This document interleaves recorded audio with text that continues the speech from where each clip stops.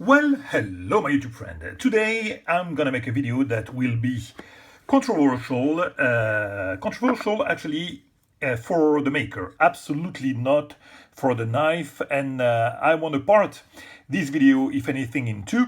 The first part will be quite fast, and that's gonna be the controversial part about the maker. Then we're gonna discuss about this beautiful knife that I have in hand, which is actually the main purpose of my videos here.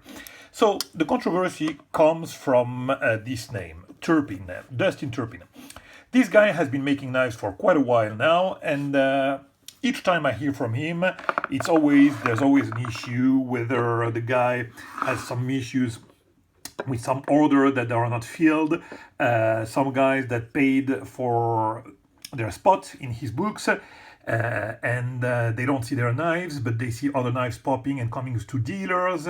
Recently, another story made a big drama on the social media.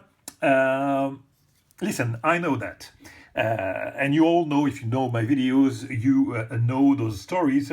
So it's absolutely not necessary to go further on the description of the maker and his issues in the knife community. But it's absolutely necessary for me to discuss just a little bit about it, to tell you that I'm not supporting the maker, because actually I don't know the maker, I don't know him, but from what I understand, I don't really feel the need to make this video to support the maker himself. Now, is it necessary to love or to support a maker or an artist if you just appreciate his art? I would argue that it's not, actually, because, you know, and you don't need necessarily to know a maker or an artist to appreciate his art either, you know. Of course it's better. I mean, I love Dalibor Bergam is my friend, David Clark, Bob Terzuola, and of course it's better to appreciate their art and the men themselves, but it's not mandatory. I mean, take that for example, just take other arts like painting. Do I know Delacroix? Do I know Van Gogh? I don't know those guys, and maybe they were, and some of them were really wrong, bad people, but I appreciate their art. Go even, I mean, in the music, you have some groups like, I don't know, you wouldn't vouch for their behavior. They took some drugs, and they were never better than in those periods, you know, like in the 60s, the 70s.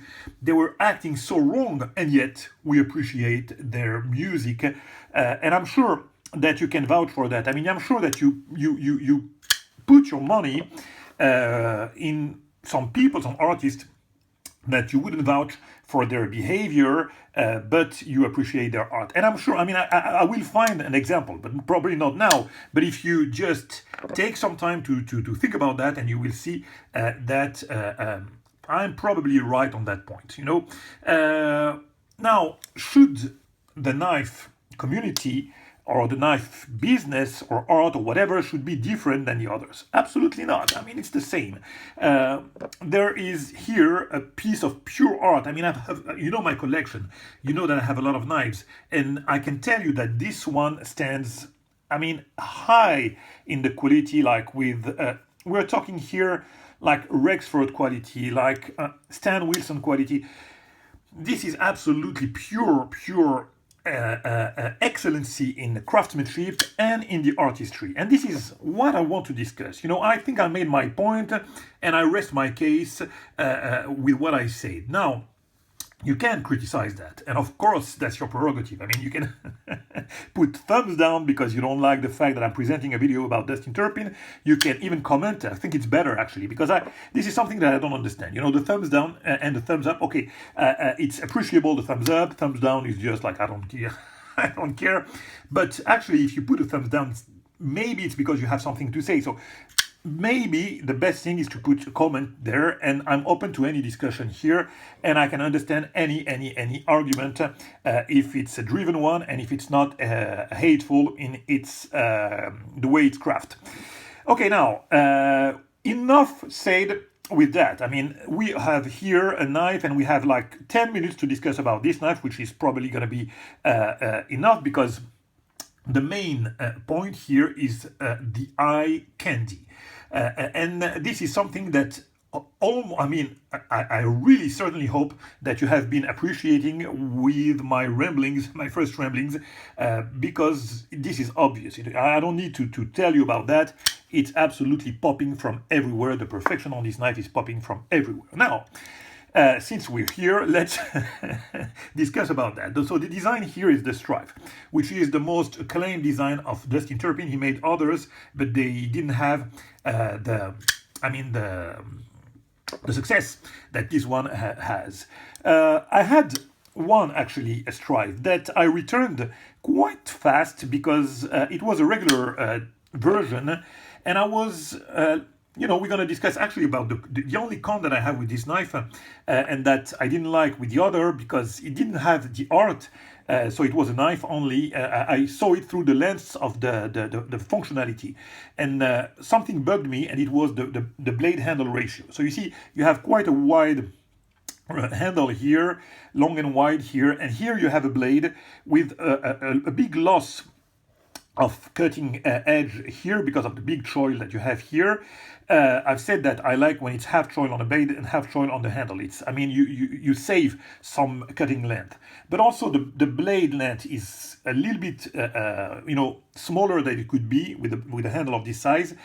And the width here, it's here it's alright, but because of the cut here, you will get to a narrow part here compared to the wide part here. So it created, I had this issue with the functionality, but here on this one, I couldn't care less because on this one, I'm not going to use that knife for hard use. I'm not going to see and look at the function of it. I'm going to look mainly at the art and the craft, and here it's absolutely superb, okay? So now, that was the only con actually. Let's talk about the pros now, because from now on, only pros. First of all, the packaging. Look at that. You have like the pelican case with the name of the maker, everything, the metal, the material used. I didn't put the carbon fiber, but whatever, you can recognize that. And the date of construction. Then, we're going to discuss about this handle. Look at this beautiful handle. Just this piece of carbon fiber, you see no void in it. Look at that. You take the best maker in the world, whatever.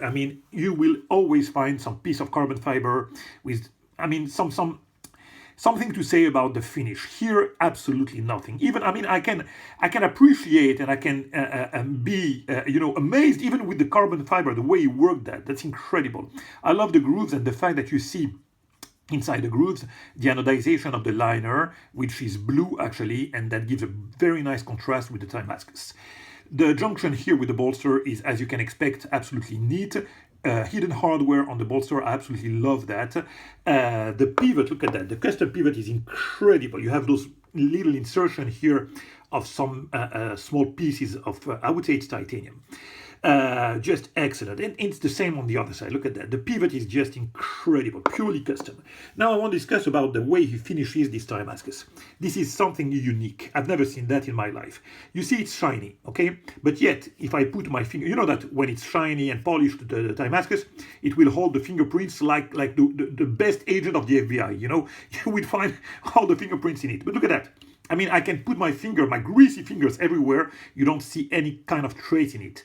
So, of course, you have also a way to avoid the traces, and it's to have like a stone wash, a sandblast finish on the Damascus. But yet, it's going to be matte after that. This is something that is really curious for me. It's that it's shiny, and it doesn't hold. I don't know how he does that, but it's really unique. The same, of course, on the other side. Look at that. Beautiful, beautiful Damascus. And the color with a deep blue that is incredible. He didn't do as good, I would say, as perfect in the anodization of the clip, but yet it's just excellent. Excellent. The contrast, again, with the grooves and the liners here is just fantastic. Now, look at this backspacer. Contoured backspacer, absolutely phenomenal in Damascus. Look at that. You see all the layers of the Damascus. It's absolutely, absolutely brilliantly done. I absolutely adore that. And the contrast with the shiny Damascus here and the liner that are orange peeled, it's just phenomenal. Now the action. The action is as you can expect, phenomenal. I mean, you can see that. A flipping action that is great. Look at this engagement. The log geometry is just about perfect. The liner engages, look, it follows the line of the tank here. Just brilliant. Look at the reflection of the backspacer with the light. Mesmerizing, it's mesmerizing. The cut is done on the inside of the liner. Just brilliant. No retention, I mean, no stiffness whatsoever. Centering, as you can expect, is dead spot on. Spot on. The detent is unbreakable, and that's a liner lock, I remind you. Unbreakable, literally unbreakable, and the action is smooth. And if I take some distance, look at that. It's smooth as hell. So the stop pin is internal. The tolerance is not the best one because he's using big cage bearings. So I cannot say that the tolerance is nice. Look at that. I mean, you have a lot of voids here, but it's not really an issue. But as you can see, the action is great. Now, let's take a look at this blade. The hand rub that you have here, oh man, is, I mean, Jerry McGuinness, and you know that Jerry McGuinness probably does, to me, the best hand rub there, even better to me than Rexford. So hand rub is fantastic. The grind is incredible. I love this compound grind. I took some issue with this big groove, as I said, because of the ratio, but for the design, it's such a great one. Look at that. You have this kind of ramp here, and then after that, a big groove here, a swedge, delicate swedge. Look at this. I mean, the compound grind is just fantastic. And I absolutely adore grooves on blade. This is something that grew on me like crazy. And especially on this one with this stonewash, deep stonewash finish that provides a contrast. I mean, just not only the design, but the contrast with the stonewash groove and a fuller, or well, call it whatever you want, a fuller actually, with the hand rub is just phenomenal. I couldn't care less for the design, but it's here, and actually it's not the worst one. So, but you know me, I like stereo blades, and especially when it's beautiful like that, I'd rather have not, I mean, Maker logo, and especially not the steel. I mean, man, this is something that always drives me crazy. When you have a grind like that, it's such an annoyance to have some writings here. But whatever, I mean, it doesn't spoil the beauty of the knife, and at least it's a small one. It's not like in my Hokkaido when it was humongous writing. And this is, I mean, it spoils the blade of the Hokkaido. This blade are such beautiful blades. I don't understand, but whatever. As I say, the action is fantastic. I mean, you can light switch it.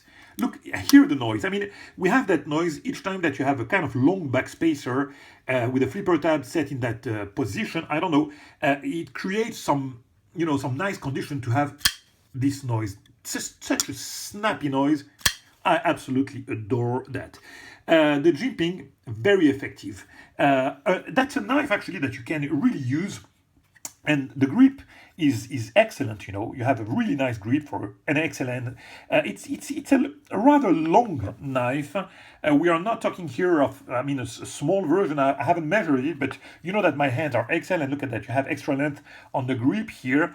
The grooves not only are good for the design, but they provide some really nice grip here. Some absolutely great grip. Of course, the ramp, the guard here is really secured, and with the jimping, man, you're good if you want to use it.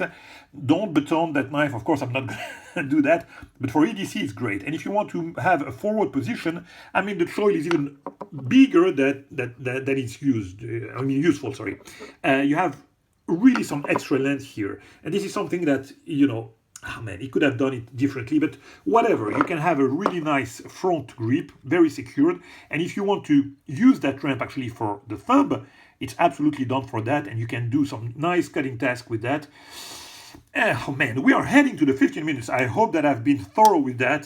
The knife is the closest thing to perfection for me, and this is what I'm presenting you and defending. I'm defending the art. I'm defending the excellency in the art, and that's it. For the rest, I've discussed about that, and I'm not going to extend anymore or justify. I absolutely adore that knife, and so anyone who is like a knife enthusiast would, and I'm pretty sure of that because what I said is kind of obvious. And with that being said, my friend, I will say it once in my YouTube video: that knife is awesome!